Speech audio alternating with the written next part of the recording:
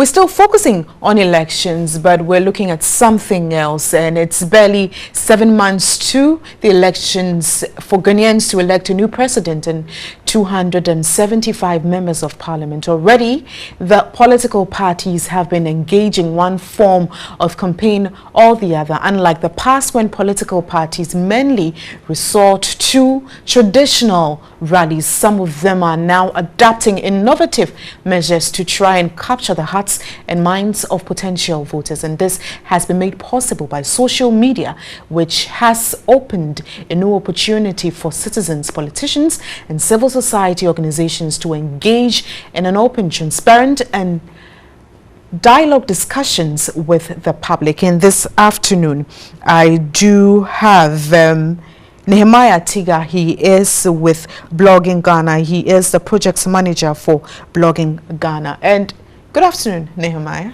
Good afternoon. Thanks for your time here. Thanks for having me. From what I have here, we do have close to 3 million Ghanaians on Facebook by 18 years and above. Yeah.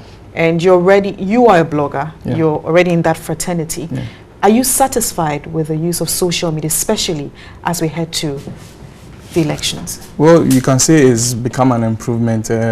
Social media has grown in terms of importance in political activism, and if you look at it, it provides the opportunity for political parties to do mobilization and community building, also to even do resource generation, raise funds, to also disseminate information and engage with the voters, or even people who might not be able to vote, but might have influence on those who will be able to vote. So it gives them the opportunity to do all of these things on these platforms in various forms. Now, you've touched on some of the things that social media is being used for here in the country. For example, Nana Akufo-Addo on Twitter has over 90,000 followers, and President Mahama on Twitter has 215,000 followers. How crucial, although you've mentioned some things that are being used, that social media is being used for here in the country, as we head to election 2016, which we're already close to, how crucial is social media, especially for campaigning? I mean, it's as crucial as you going to somebody. The thing is, if I can vote, and you can see me on the road and talk to me and convince me and can do same on social media, then that's an area of influence.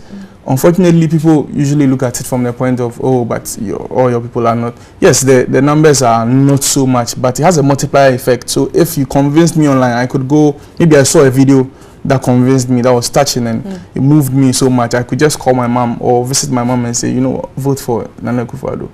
So people shouldn't say that, oh, we have only 3 million Ghanaians on Facebook, so we have limited people. There's always that multiplier effect. I see an image, I see a video, I save it, I share it. It could actually move away from that platform I saw it on, and then it goes on and on. And it also gives them the opportunity to engage with people, that millennials and digital natives who are actually young people who can vote, who would not come to a political rally, might not read the newspaper or even, should I say, listen to radio. But they spend most of their time on social media, on their Snapchat and on Facebook and on YouTube and on Twitter. And these folks, if you can have access to them, then you get their vote. Now, would you say that political parties, we're talking about the political system in its entirety, not just one or two individuals, but looking at the whole picture, are making good use of social media? Or we haven't gotten there yet?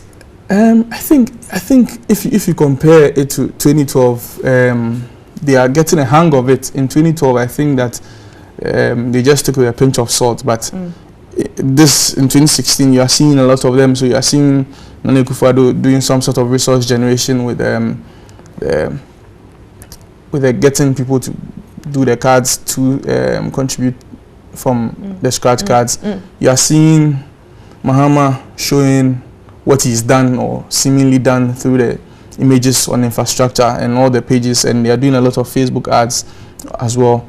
You're also seeing some engagements, so you see some of the politicians doing engagements in terms of interacting with their followers and letting them know what they are up to and what they intend to do. And so once they are getting a hang of it. They are making a better use of it than in the past. Now, I'm sure you have been following the trends over a certain period, and looking at it, which of the platforms best suits the political campaign? The thing is, it's not one size fits all. So, in fact, if you're a politician or if you're a political party and you're doing this without a strategy, then I'm sorry you failed. There has to be a strategy. There are things that will best fit people who are on Facebook. There are things that will best fit people who are on Twitter. Things that will best fit. So if you're doing a video, you could put it on YouTube. You could reshare it on other platforms.